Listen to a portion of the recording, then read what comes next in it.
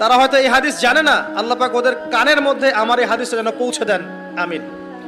নবী সাল্লাল্লাহু আলাইহি ওয়াসাল্লাম বলেছেন, আমি মেরাজের রাতে যখন গিয়েছি তখন এক শ্রেণীর মানুষকে দেখেছি, ওদেরকে শাস্তি দেয়া হচ্ছে।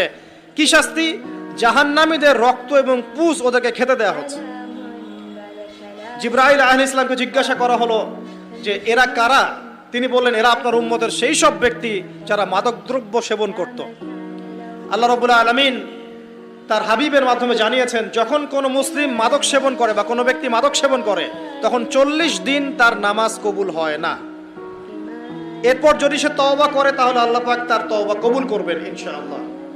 যদি সে আবারও মাদক খায় তওবা করার পর, আবার 40 দিন তার নামাজ কবুল হবে না। যদি সে আবার তওবা করে আল্লাহ পাক আবার তাকে মাফ করে দিবেন। যদি সে আবারও মাদক খায় আবার 40 দিন তার নামাজ কবুল হবে না। তারপর যদি আবার তওবা করে আবার আল্লাহ তাকে মাফ করে দিবেন।